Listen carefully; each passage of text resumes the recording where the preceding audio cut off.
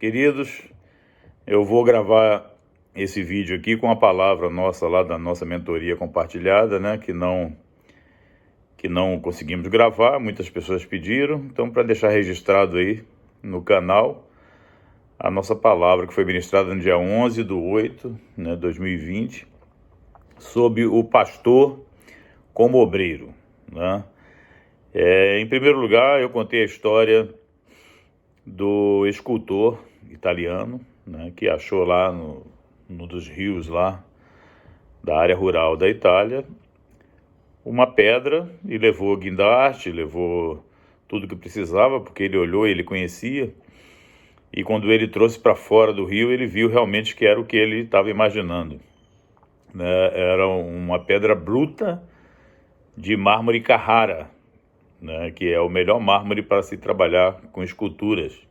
Eu conheço muito bem, que como engenheiro civil já fiz muitas obras usando como acabamento o mármore Carrara, um mármore espetacular. Tem até aquela expressão engraçada que se usa, né, quando o filho é parecido contigo, fala, poxa, ele é tua cara, cuspido e escarrado, né? Ficou no dito popular, mas na realidade esse cuspido e escarrado, ele veio exatamente da expressão esculpido em Carrara, né? Que coisa interessante, né? Então ele achou essa pedra bruta, levou para o ateliê dele e começou então a fazer a primeira, né? Começou a fazer a escultura dele. Era um cavalo em movimento, o cavalo que estava assim, né, para fora. E quando a primeira pessoa que viu a obra, né, ela já estava da metade para cima pronta.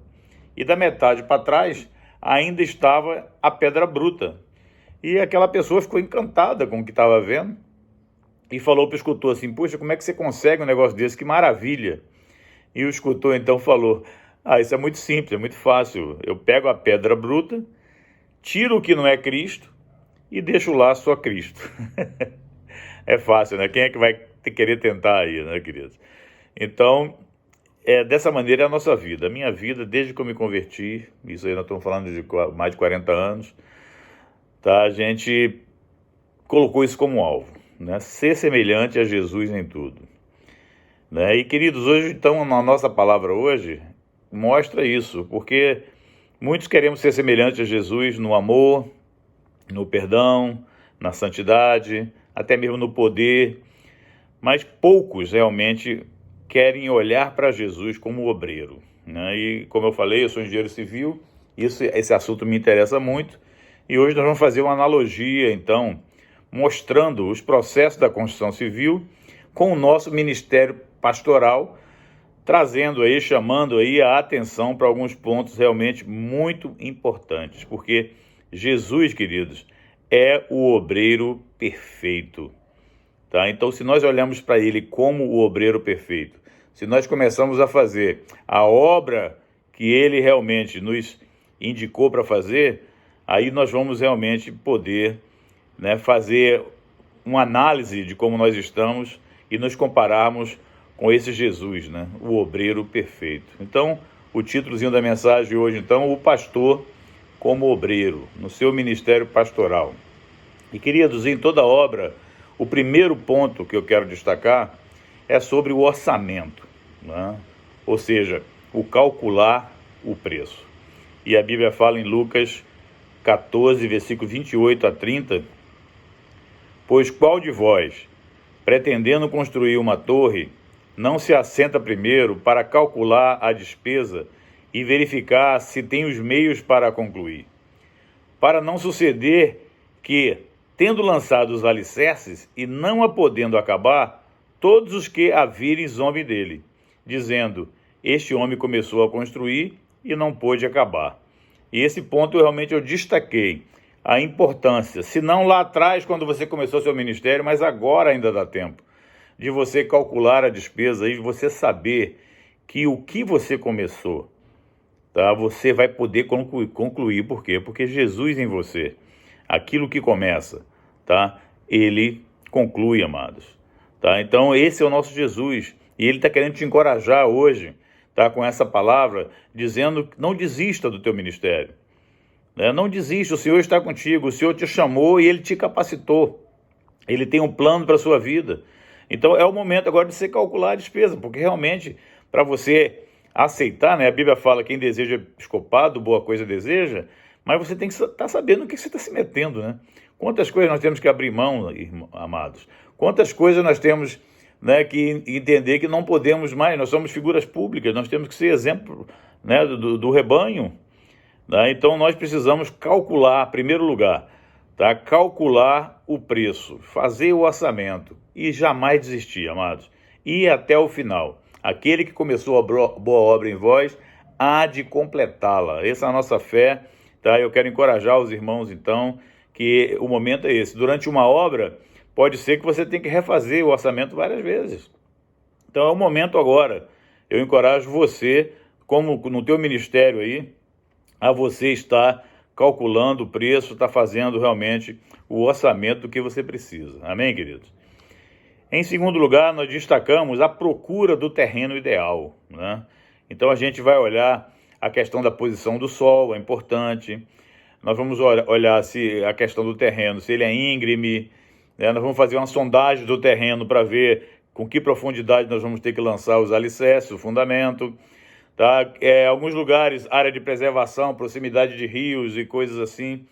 Então a gente precisa olhar bem o terreno. E lá em Mateus 7, versículo 26 e 27, fala assim: e todo aquele que ouve essas minhas palavras e não as pratica, será comparado a um homem insensato, que edificou a sua casa sobre areia. E caiu a chuva, transbordaram os rios, sopraram os ventos, e deram com ímpeto contra aquela casa, e ela desabou, sendo grande a sua ruína. Tá? Então aqui está falando, né, da importância realmente de você conhecer com que terreno você está construindo. E dentro do nosso ministério, amados, nós precisamos saber qual o tipo de terreno que nós temos à nossa disposição no meio da congregação, no meio dos discípulos. E nós já sabemos, lá né, a Bíblia fala que nós temos 4 tipos de solo na igreja. Né? Então, como é que é isso de identificar entre os discípulos que estão sob nossa responsabilidade esses níveis de solo? Jesus, ele trabalhou por níveis. O que Jesus fazia? Jesus, ele pegava ali a multidão e ele atendia a multidão. Né? A mulher lá tocou na veste dele lá, foi curada. O cego falou: filho de Davi, tem misericórdia de mim, e foi curado. Ele atendia a multidão. Mas ele tinha aquele grupo menor lá, os 70, os 120, que ele ensinava. Tá? Então é um tratamento diferente. Ainda tinha os 12, tá? Que ele treinava. E ainda tinha Pedro, Tiago e João, tá? Que ele abria o coração, que ele se expunha. Então, uma característica, tá, do teu ministério pastoral tem que ser avaliar bem os 4 tipos de solo que você tem na igreja, e saber trabalhar com cada um, tá? E dar a cada um de acordo com a fome e sede de cada um. Então a gente tem dentro da igreja o quê? Filhinhos, jovens e pais, a Bíblia nos ensina. Então que alimento você vai dar para os filhinhos? Leitinho. E para os jovens, né? Já começa ali uma batatinha, já começa uma coisa mais caprichada. E os pais? Os pais, queridos, têm que comer churrasco. E muitas vezes nós não sabemos discernir isso e gastamos a maior parte do nosso tempo com os filhinhos, com as pessoas mais problemáticas, que chamam mais atenção, que exigem um cuidado maior. Fica quase que um discipulado de divã. Né? Você bota lá o discípulo deitado, tratando dele, gastando tempo ali só com ele. E eu tenho uma frasezinha que eu gosto muito que fala: psicólogos formando disciloucos, né? É uma coisa assim, uma obra ministerial, pastoral, só voltada para a área de psicologia, para tratar com as pessoas problemáticas. E nós precisamos saber que nós temos que dar também churrasco para os pais. Nós temos que aprender com isso. Então, esses 4 tipos de solos que tem na igreja, a gente vê, né? Em primeiro lugar, são as pessoas que nós pregamos e nunca se decide. Elas não querem Jesus. Não importa quão, né, quão bem nós pregamos, né, o evangelho sempre, né, nós vamos encontrar pessoas assim, né, pessoas que realmente não querem. É o primeiro tipo de solo, não tem como mudar. E nós estamos falando aqui dos 4 tipos de solos, queridos, dentro da igreja. Tá? Aqui dentro da igreja não é só os 100% lá que dão fruto, não. Dentro da igreja nós temos os 4 tipos de solo, tem que saber identificar que solo é esse. Então, em segundo lugar, são as pessoas que se arrependem, são batizadas e até recebem o Espírito Santo, mas aí o quê? Vem a perseguição e eles desistem. Nós temos que saber que tipo de solo nós temos em nossas mãos e como trabalhar com cada um deles, amados. O terceiro são as pessoas que recebem a palavra, mas não vão adiante. Por quê? Pelas coisas que não querem largar. Ficam presas às coisas. Nós vamos falar sobre isso daqui a pouco melhor. E o quarto tipo, glória a Deus por esse tipo aí, né, são as pessoas que dão fruto 100%. Nós precisamos saber trabalhar com esse grupo também, porque são pessoas que vão ombrar conosco, que vão fazer a obra conosco. Nós não podemos ficar sozinhos fazendo a obra, nós temos que levantar líderes, levantar a próxima geração, levantar sucessores, discípulos que vão o quê? Que vão estar assumindo a obra e dentro da visão que nós temos, do chamado que nós temos. Amém, queridos? Então, na igreja tem 4 tipos de solos que nós temos que identificar. Né? Nós precisamos identificar isso na vida dos discípulos, amado. O primeiro, né? Ouve a palavra, Satanás logo rouba, né? Nunca chega ao coração. Você vai ter que estar sempre repetindo, indo atrás, não desiste, mas cuidado, tá? Para não ficar o teu tempo todo, tá, voltado somente para esse tipo de discípulo, porque também tem os outros 3. Agora, o segundo, eu quero falar um pouquinho melhor sobre esse segundo tipo aqui, aquele que ouve a palavra, ela entra, a gente começa a ver a semente brotar, mas parece que está tudo bem, mas não vemos a raiz. E o que está acontecendo lá dentro, né, internamente. Aí o sol vem, a perseguição, né, como ela não foi profunda o suficiente, ela morre.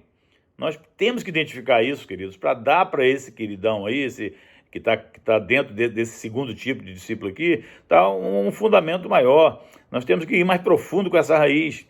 E nós vivemos em países, né, o Brasil, os Estados Unidos, aí, a maioria das pessoas que estavam na sala lá, tá, nós vivemos em países que não tem muita perseguição. Então é o evangelho que oferece bênçãos sem compromisso. Né? E esse evangelho pregado na época de Jesus não faria qualquer sentido. Né? Pois aqueles que entregaram suas vidas a Jesus naquela época morreram perseguidos. Os mártires eram mais ou menos 90%, se você fizer a conta lá dos discípulos, né? Quem foi mártir, quem morreu, 90%. Você imagina hoje lá, com quantos irmãos congregam com você? 100 irmãos, 500 irmãos, 1000 irmãos? Você pega lá 1000 irmãos, né? 900 morreram como mártir e sobrou 100. Imagina que percentual tremendo, né? Então, seguir a Jesus, queridos, é negar a si mesmo, é tomar a cruz diariamente. Não existe nada bonito em tomar a cruz. A perseguição é real e é boa, porque ajuda a enxergar a nossa vida como ela é. Né? Quem foi que perseguiu Jesus lá? Né? O seu próprio povo, o sistema religioso. Né? Agora, o problema com a perseguição é que é muito fácil você parar a perseguição. Sabe como é que você faz para parar a perseguição? É só você baixar o padrão. É só você afrouxar em fazer a vontade de Deus. Acabar na hora a perseguição. Né? Porque quem quer ser piedoso vai sofrer perseguição. É isso que a palavra nos fala. Amém, querido? Então essa vida custa um preço alto. E quando a pessoa chega ali na porta para entrar no reino de Deus, você já tem que falar para ela, né, do que ela realmente vai encarar pela frente. Porque estreita é a porta e apertado o caminho que conduz para a vida. Mateus 7,14. Amém, queridos? Agora, queridos, eu queria falar sobre esse terceiro tipo de solo também, muito importante aqui. Porque o que está de errado com esse solo? Né?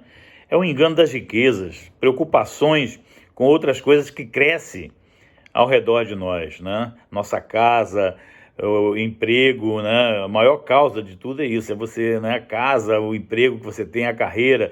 Jovens que querem ir para as missões, mas precisam se formar primeiro. Recém-casados querem fazer a obra, mas se envolvem em quê? Em prestações da casa, do carro, excesso de trabalho para um maior conforto. É isso que a gente está vivendo na nossa realidade hoje dentro da igreja. Muita exigência, muito cansaço, o tempo passa, gastamos tempo excessivo com o negócio de televisão, Netflix, essas coisas todas hoje aí que distraem. Aí não temos tempo mais para nada. Nós temos que identificar essas pessoas dentro da igreja e dar para elas uma solução, tá, para que elas realmente se entreguem. Nós temos que levantar essa nova geração, né, na sua vocação, na sua missão, no seu chamado, amados. Então, o que fazer para ter mais tempo? O que eu preciso cortar para ter mais tempo, queridos? Né? Viver uma vida simples, fácil, descomplicada, né? Deixar tudo que te atrasa, atrapalha, prende, gaste seu tempo com as coisas do Senhor, em oração, tá? Palavra, jejum, proclamação, coisas realmente eternas. Não é tarde demais. nós podemos alertar esse tipo de solo dentro da igreja, tá? E eles podem mudar suas vidas. Ninguém no fim da vida vai pensar assim, poxa, eu não tive uma casa maior, não tive um carro melhor. Não, sabe o que eles vão pensar? Poxa, por que eu não fiz a obra de Deus? No fim da vida é isso que eles vão pensar. Porque eu não ganhei mais gente para o Senhor. Ninguém que entrega tudo para Jesus vai se arrepender, amados. Então vamos levar esse tipo de solo a fazer isso.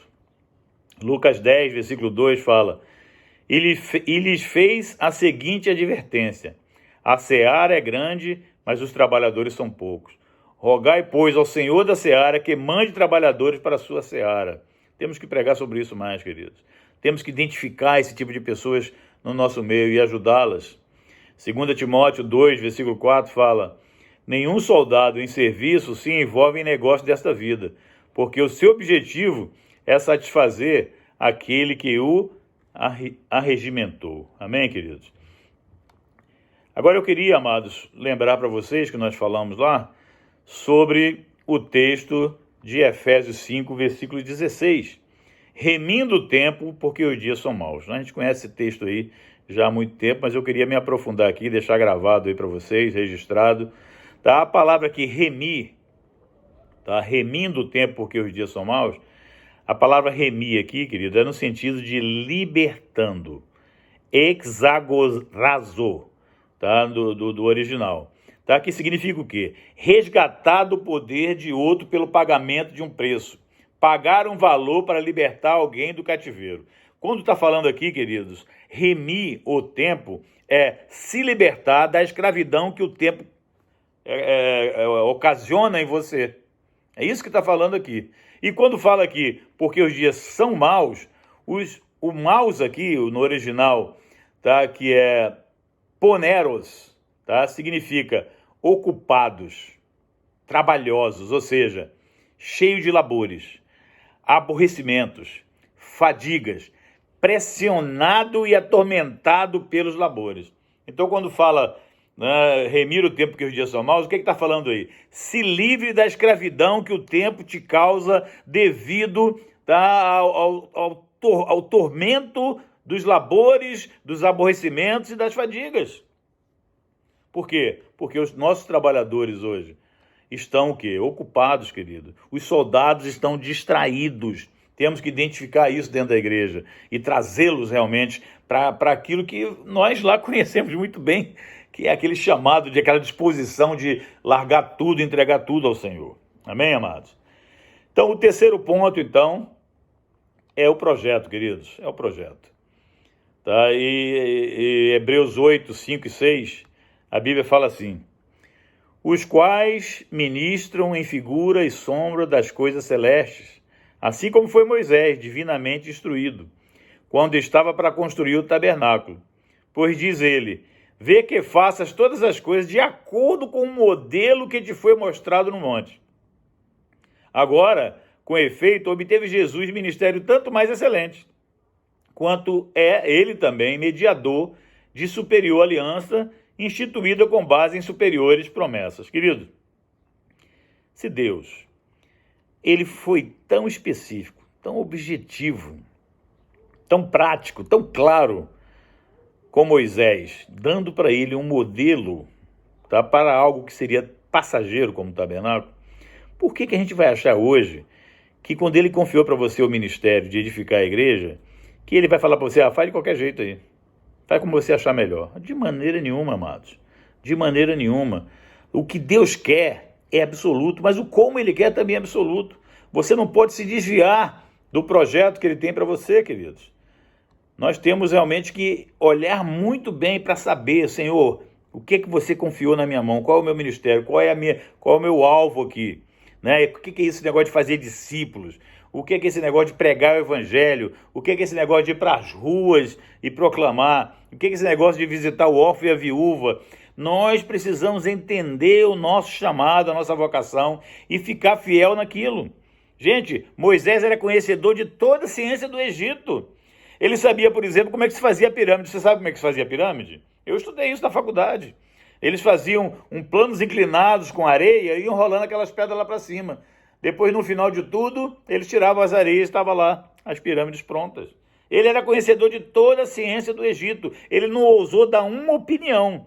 O que é que Moisés fez? Obedeceu. Fez o tabernáculo, já estive lá em Jerusalém no deserto, visitei lá uma réplica do tabernáculo, coisa fantástica.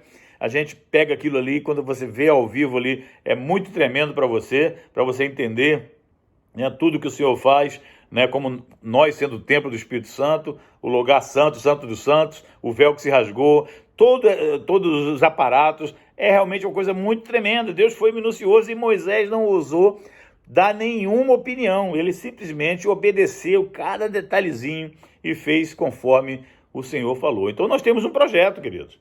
Nós temos um projeto na nossa edificação, não podemos sair fazendo a construção de qualquer jeito. A gente tem que ter um projeto. Quarto lugar, meus amados, eu queria falar algo muito importante na construção civil e muito importante no seu ministério. É o canteiro de obras. Quando você pega lá o terreno, né, você vai fazer o teu canteiro de obras. Você já vai demarcar já onde vai ser a fundação, onde a tua obra vai iniciar, e nas outras partes que sobraram ali, você vai fazer o barracão de obra, um refeitório, banheiros, depósito de materiais, aí você vai ver o local que você vai botar a terra, o local que você vai botar a areia, o lugar que você vai botar o cimento, o lugar que você vai botar as tubulações, o ferro. Você vai organizar o teu canteiro de obras. Mas sabe o que acontece, amados, hoje em dia? Você imagina um canteiro de obras desse? E você passa ali, tá, 12 horas por dia, né, de sol a sol, com 12 homens trabalhando, e você fica ali o dia todo. E quando você acha que o canteiro está pronto, aí você fala, não gostei, essa posição aqui desse refeitório não está legal. Vamos fazer uma guarita aqui, vamos jogar esse refeitório lá para trás. Olha só, essa areia está muito longe, vamos trazer lá mais para perto. E você fica de sol a sol, trabalhando com 12 homens durante um ano inteiro, e depois de um ano inteiro, quando você olha, o que você tem? Um canteiro de obras ainda. Tá? Então, nós vemos hoje muitos irmãos assim. Né? Tem a história do avião, que eu gosto muito.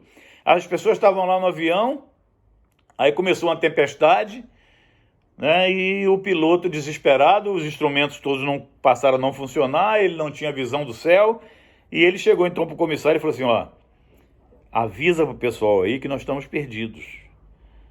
Mas não crie pânico. Aí o comissário pegou lá o alto-falantezinho, lá o microfone, e falou, senhores passageiros, nós queremos comunicar a vocês que nós estamos perdidos. Mas fiquem tranquilos que nós estamos no horário. Então, gente, igrejas inteiras perdidas, sem saber aonde ir, sem saber qual é o projeto, sem saber seguir, ficam ali na atividade, nos eventos, em tudo funcionando no horário. Escola dominical tal hora, pregação tal hora, o culto começa tal hora, termina tal hora, mas perdidinhos. Amados, abre o teu coração, você precisa de um projeto, amém? Provérbios 16, versículo 9 fala, o coração do homem considera o seu caminho, mas o Senhor lhe dirige os passos. Provérbios 15, 22 fala, onde não há conselho, os projetos saem vãos, mas com a multidão de conselheiros se confirmarão. E ainda Isaías 28, versículo 29 fala, até isso procede do Senhor dos Exércitos, porque ele é maravilhoso em conselho e grande em obra. Então esse é o nosso Jesus que nós temos que olhar como obreiro, querido. A obra que ele fez, e nós temos que entender então, tá, que não adianta só ter o canteiro de obra, nós temos que seguir o projeto e começar a edificação.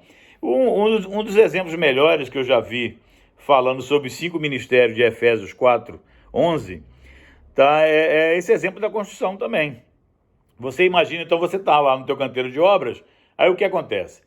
Vamos supor que você vai fazer uma casa de pedras como essas lá de Jerusalém, por exemplo. O que é que você tem que fazer? Você tem que ir lá fora e você tem que trazer as pedras para a obra, tá certo?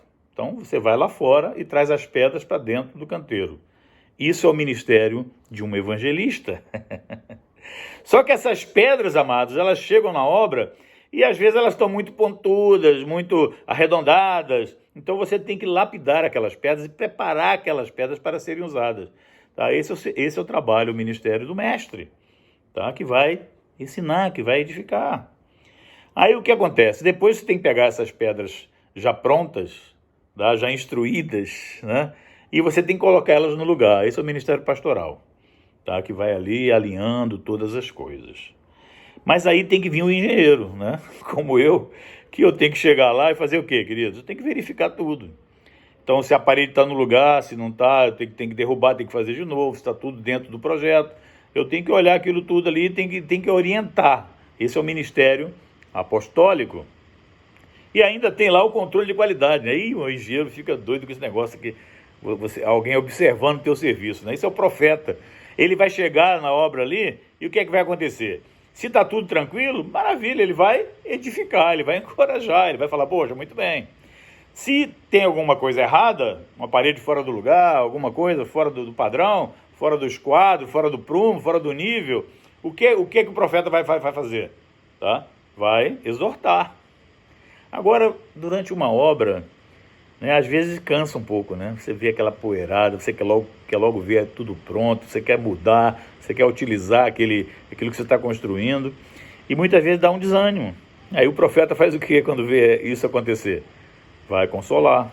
Então o profeta vem edificar, exortar e consolar. 1 Coríntios 14, 2. Amém, queridos? Então, dentro dessa visão da construção, a gente consegue abrir a nossa mente e entender que nesse tempo agora, querido, o Senhor não trabalha mais com pessoas individuais. Por isso tem lá o apóstolo, profeta, evangelista, pastor e mestre. Tá? Então Deus não trabalha mais com pessoas individuais. Você precisa entender aqui, buscar a multidão de conselheiros. A nossa mentoria aí tem sido muito útil. Por quê? Porque nós temos desenvolvido o quê? A amizade entre nós, né?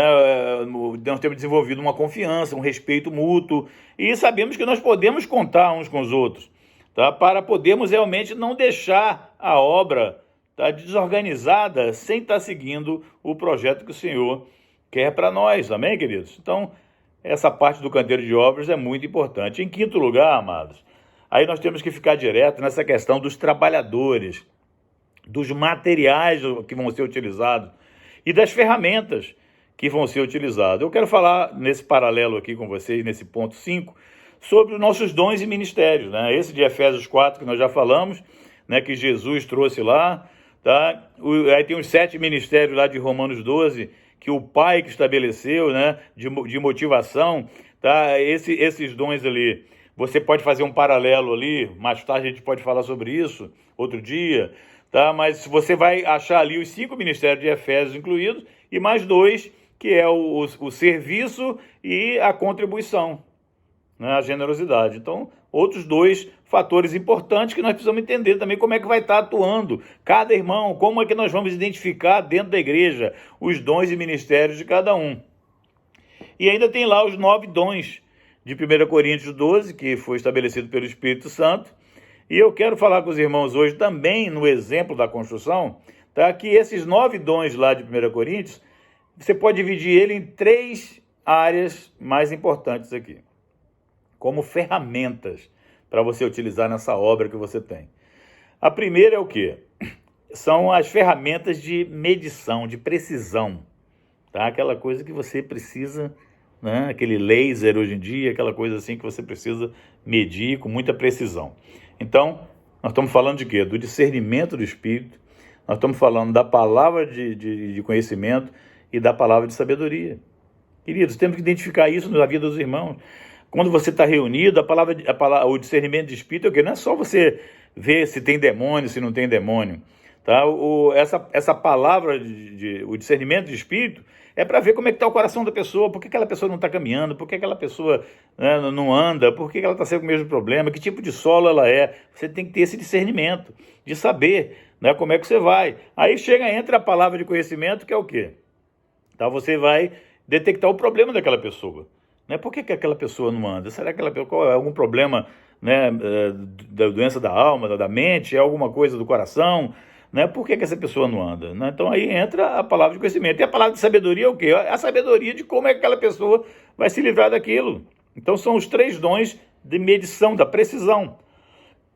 Aí depois vem, né, o segundo grupo, que entra mais 3 dons que são as ferramentas, né, de força, né, o poder de romper, né, são os rompedores ali, né, as britadeiras, martelo, a marreta com ponteiro. Então são aquela coisa de você mexer, de fazer barulho mesmo. Então aí é o quê? É o dom de fé, é os dons de curas, está no plural, né? E é a operação de milagres, queridos. Tá? Então você quer ver a igreja com sinais, com maravilhas, movendo em milagres, você tem que saber identificar isso, ensinar os discípulos a viverem isso. E depois ainda tem os três, né? Em terceiro lugar, tem os três ainda ferramentas aqui de comunicação, muito importante. Numa obra, fazendo lá aqueles grandes hotéis aqui do Rio, como o antigo Merídio, o Copacabana Palace, se você não tem ali, naquela época era o walkie-talkie, hoje o celular, alguma coisa, se você não tem para falar com o mestre de obra, para falar com o arquiteto, para falar com o fiscal, você tem que ter, tá, as ferramentas de comunicação também, que é o quê? Línguas, tá? Você falando a Deus, interpretação das línguas para edificar o corpo, e a profecia, que é Deus falando de volta com você. Amém, queridos? Então nós temos que identificar no nosso ministério como nós vamos cooperar com os discípulos para que eles identifiquem, junto conosco, os dons que cada um tem e como é que eles vão estar atuando dentro da igreja. Amém, amados? Bem, queridos, então o sexto ponto agora, que é, assim, fundamental, literalmente, é o fundamento. Né, os alicerces, ou a fundação, como a gente fala aqui na construção civil. Né? Provérbios 10, versículo 25 fala: como passa a tempestade, assim desaparece o perverso, mas o justo tem perpétuo fundamento, para durar. Salmo 11, versículo 3 fala: ora, destruídos os fundamentos, que poderá fazer o justo? Aleluia. E ainda 1 Coríntios 3, versículo 10 e 11 fala: segundo a graça de Deus que me foi dada, lancei o fundamento como prudente construtor, e outro edifica sobre ele. Porém, cada um veja como edifica, porque ninguém pode lançar outro fundamento além do que foi posto, o qual é Jesus Cristo. Queridos, nós não podemos economizar no fundamento. Se você quer construir, tá? Se você constrói um fundamento, né, a fundação da obra lá, se você constrói ela para um prédio de 20 andares e depois você resolve fazer uma casa somente, tudo bem, eu assino embaixo lá, sem problema, registro no CREA para você, te dou um laudo, você pode fazer tranquilo, sem problema.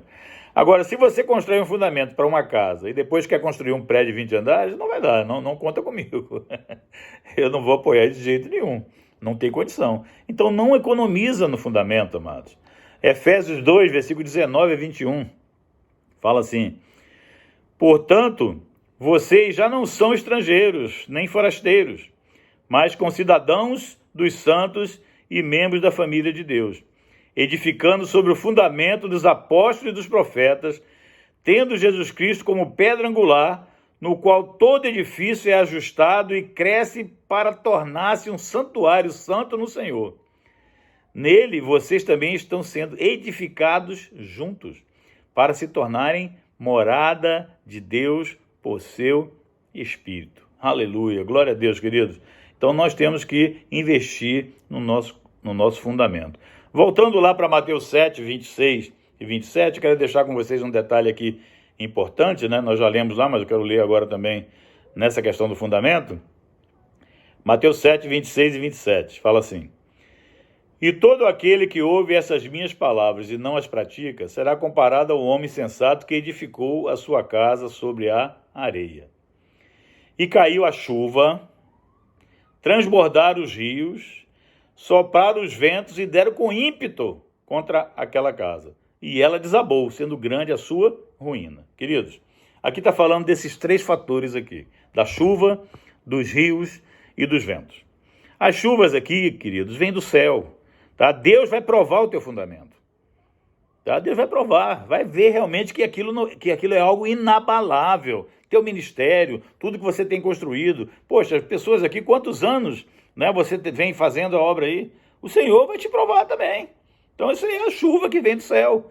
Aí vem os rios, amados, vem da terra. Tá? Os homens também vão provar o teu fundamento. Tá? Você sempre vai ter os opositores, sempre vai ter a perseguição, amados. Sempre vai ter aquelas pessoas que vão querer te frear. tá? Entenda isso. E o teu fundamento vai ser inabalável, tá? Ou vai, né, como o que construiu na areia, desabar tudo. E ainda tem o terceiro tipo aqui, que os ventos, tá? Que vem aonde? Vem do ar. Quem é o príncipe do ar, amados? É o inimigo, é Satanás. Ele também vem para provar. Então a nossa luta é uma luta constante. Além da aprovação do Senhor, para realmente nos manter, né, inabaláveis, tem a aprovação dos homens e tem a aprovação de Satanás. E nós temos que nos posicionar, saber que não estamos sós, buscar essa mentoria, esse cuidado uns com os outros aí, para quê? Para resistir aos dias maus e vencer. Porque Deus não nos prometeu uma jornada agradável, mas Ele nos prometeu um final que vai valer a pena, amados. Então vamos para frente, olhar lá para o que o Senhor tem. Né? Jesus lá, né, olhando o fruto do seu penoso trabalho, ficou satisfeito. Dessa maneira que nós temos que encarar o nosso ministério, não economizar no fundamento e ir adiante. Amém, queridos? Bem, então o sétimo ponto, então, tá? Nós falamos sobre a estrutura e a alvenaria. Né? Então nós falamos sobre o esqueleto da obra. Tá? E com isso nós queremos fazer esse paralelo para o teu ministério, amado. A função sua é formar corpo, queridos. A Bíblia fala sobre juntas e ligamentos, né? Relacionamentos fortes e resistentes entre os irmãos. Jesus, ele relacionava com os 12 e fazia os 12 se relacionar entre eles. Colossenses 2,19 fala assim: e não retendo a cabeça, da qual todo o corpo, suprido e bem vinculado por suas juntas e ligamentos, cresce o crescimento que procede de Deus. E ainda lá em Efésios 4, 15 e 16. Mas, seguindo a verdade em amor, cresçamos em tudo naquele que é a cabeça, Cristo, de quem todo o corpo, bem ajustado e consolidado, pelo auxílio de toda junta, segundo a justa cooperação de cada parte, efetua o seu próprio aumento para a edificação de si mesmo em amor. Então, meus amados, nós precisamos entender, tá, que nós, como pastores, nosso ministério, nós temos que relacionar os irmãos entre si. Você sabe qual é a diferença de uma pilha de tijolos para uma parede? Você recebe lá o caminhão, bota lá no local que você determinou para guardar o teu tijolo, tá? Você vai ter ali uma pilha de tijolos. O que faz a diferença de uma pilha de tijolos, que pode até cair a qualquer momento se não estiver bem estruturada, com qualquer ventania mais forte, ou uma parede? Tá? É a massa, é as juntas, é o ligamento. Tá? Nós precisamos estar conectados, isso é relacionamentos fortes. Nós temos que aprender a relacionar os irmãos, querido. Nós não podemos ficar com os irmãos domingueiros, né, fazendo parte apenas de reunionite, uma doença terrível que atinge a igreja hoje. A igreja ela precisa se relacionar 24 horas por dia. Nós temos que criar esse ambiente. Numa cidade como Rio de Janeiro, aqui onde eu estou, tá? Essa cidade engole a gente, ela faz a gente querer ficar em casa, no sofá, no conforto. Você tem que vencer isso e ir para as ruas para pregar o evangelho, mas também para relacionar com os irmãos. Tá? Porque é isso que vai fazer o quê? Aquela pilha de tijolos virar uma parede. Tá? O corpo de Cristo é o quê? Né? Juntas e ligamentos, amados. Então, essa parte é uma parte muito importante quando a gente fala sobre esse esqueleto da obra. Aí, queridos, eu destaquei em 8º lugar também, quero deixar registrado para os irmãos, a questão das instalações, né? Então, as instalações normalmente não é uma coisa muito aparente, né? Ela está ali escondidinha entre as paredes, tá? Mas ela tem que estar em harmonia. Tá? Então, por exemplo, a questão da intercessão. Né? Você tem uma retaguarda? Você tem um grupo de irmãos que estão orando por você, pela igreja, por todas as coisas? Tá? Ezequiel 22:30 fala: busquei entre eles um homem que tapasse o muro e se colocasse na brecha perante mim, a favor dessa terra, para que eu não a destruísse, mas a ninguém achei. Tá? Então nós temos que olhar com atenção também, queridos, essa questão, tá, das instalações. E você na instalação, na engenharia, você tem que ver se vai misturar, né, ar-condicionado. Hoje em dia está tudo ar-condicionado, a hidráulica, elétrica, telefonia, TI, todas essas coisas vão entrando. Então dentro da igreja você tem que estar, se você não tem um projeto, você fica maluco. Ah não, quebra aquela viga ali que eu já fiz ali e passa a tubulação. Não é assim, você tem que calcular tudo antes, amados. Nós temos que calcular tudo antes, isso tudo tem que estar funcionando desde o começo. Se você não fez isso lá, se você tem feito a tua obra sem um projeto, sem uma legalização, sem uma autorização, então você precisa... Não, peraí, vamos ver agora o que está pegando aqui. Onde é que eu errei? Onde é que eu fiz as coisas no meu braço? Né? Quando é que eu preciso realmente confiar no Espírito e na graça para começar a fazer? Amém, queridos? Então, essa parte da intercessão eu destaco aqui, e aquelas coisas dentro da igreja que não aparecem muito, tá? Mas que você precisa, tá? Você precisa dar toda a tua atenção também. Amém, amados? E o nono ponto, então, nós falamos sobre a questão do telhado, né? É a hora do telhado, vamos cobrir tudo aqui. Então, está famoso isso aí, né? Essa questão da cobertura espiritual, né? A gente brinca, né? Cobertura de chocolate, de morango, de baunilha, não importa que tipo de cobertura, mas tem que ter a cobertura. Então, nós temos que ter o nosso telhado. E isso aqui eu queria destacar, amados, tá? Nessa analogia para a nossa realidade no nosso ministério hoje, na nossa igreja, tá? Essa questão da paternidade, tá? Nós precisamos entender, queridos, tá? Que nós precisamos ter alguém para quem a gente vai se abrir. Para quem é que você se abre? Quem é que toca, né, a minha vida? Quem é que toca a tua vida? A quem eu me submeto? A quem você se submete? Queridos, eu quero dizer para os irmãos que o pastor que se isola, que fica sozinho, ele está correndo um perigo terrível. Eu quero dizer para os irmãos que o que você já alcançou até aqui não vai ser suficiente para você aguentar os dias que estão por vir, amados. Nós precisamos de algo mais. Então você precisa identificar em quem você pode confiar, quem você respeita, tá? Para que você se abra. Alguém para tocar a tua vida. E eu tenho visto que pastores que se isolam, tá? Tem tido assim, é realmente uma coisa assim que dói o coração, queridos. Por exemplo, pastores que acabam se envolvendo com a questão da pornografia, né? E aí vem as duas mentiras que tem nessa área da pornografia, né? Que a maioria deles sempre fala a mesma coisa, né? Primeiro, é para apimentar a relação. Que engano, meu pai do céu. Tudo pode na intimidade do quarto entre o casal, né?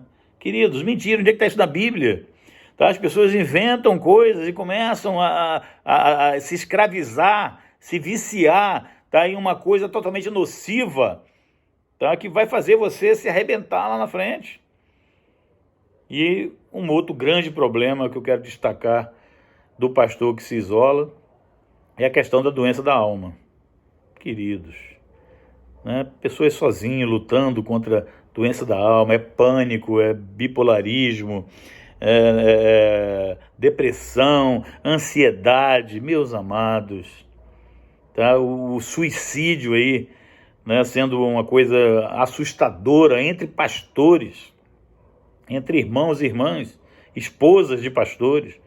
Queridos, nós precisamos entender que o Senhor não trabalha mais com Elias, com Jeremias, com Eliseus, não é mais pessoas sozinho. Moisés ali ouvia a voz audível de Deus uma vez na vida ali, sarça ardente e tal, e nunca mais ouvia. Eles olham para a gente hoje e falam, caramba, os caras têm lá dentro deles o Espírito Santo que fala com eles o tempo todo, 24 horas por dia, que privilégio!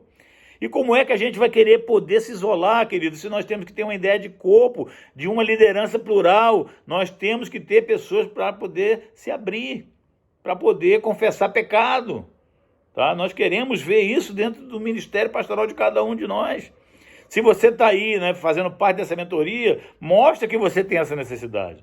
Mas você não pode parar no meio, tá? Você tem que ir até o fim, com essa visão realmente de querer ver o Senhor trabalhando na tua vida nessa área. Amém, queridos?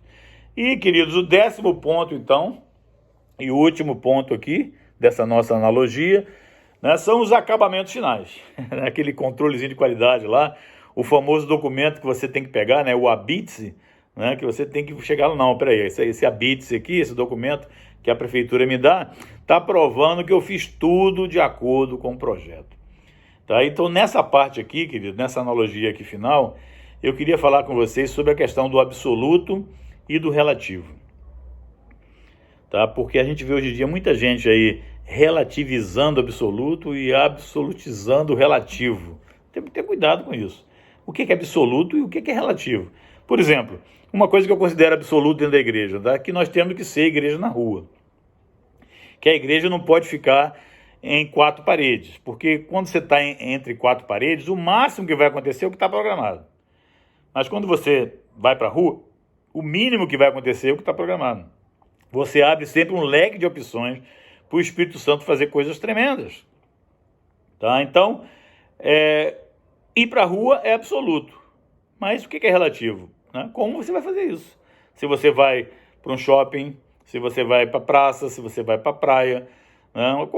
Qualquer lugar público que você for, tá? Se você vai para presídio, se você vai para hospital, né? Se você vai visitar órfãos e viúvas, asilos, não me importa onde, mas a sua igreja tem que ter um programa de estar nas ruas, proclamando o evangelho, não apenas pessoas, telespectadores, espectadores sentados no banco ouvindo. Deus não nos chamou para sentar, ele não falou sentar, ele falou ide, e ide é indo, é 24 horas por dia, é um estilo de vida.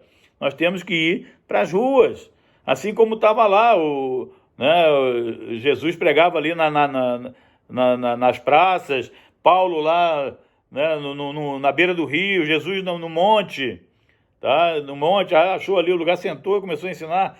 Então nós precisamos abrir esse leque de opções para ir para a rua. Como você vai fazer, eu não sei, tá? É uma coisa relativa, tá? Mas você tem que ir. E para fechar, então, hoje, queridos, eu queria falar sobre um princípio que eu acho muito importante na palavra, que é o princípio do colher, do plantar e do colher.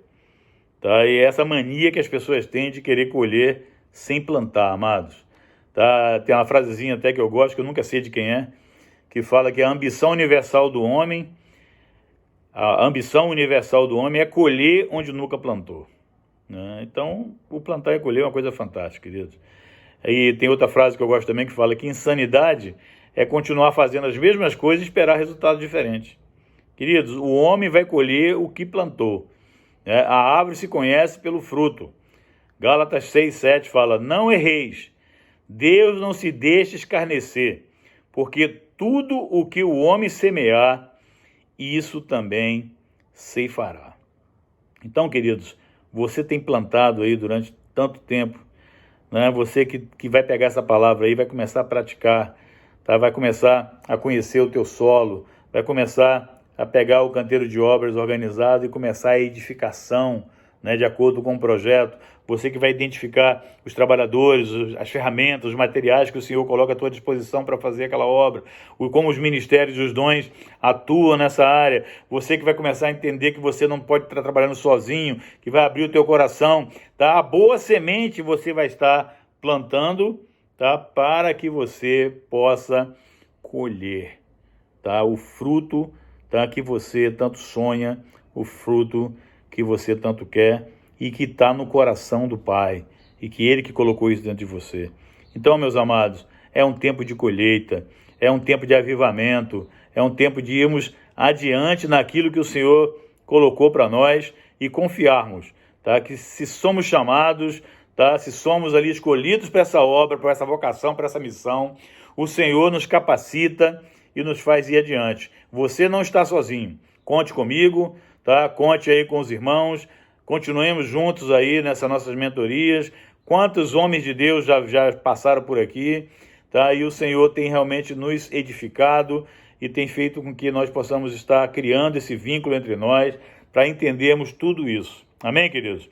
Então, essa é a minha contribuição hoje como pastor e também como engenheiro civil. Eu espero que vocês possam ter aproveitado. Se você aí de novo assistiu o vídeo até o final, se você viu lá ao vivo e agora está revendo, se você quiser depois as anotações, eu posso mandar, entra aí no meu WhatsApp, 021, Rio de Janeiro, 99-575-5729, tá? Ou pega lá com o Mário Freitas, lá, qualquer coisa, se você não tiver, e eu passo para você, então, tá? As anotações também disso aqui, para você ter aí contigo. Eu espero que tenha abençoado a todos e até a próxima aí. Um grande abraço, queridos. Valeu!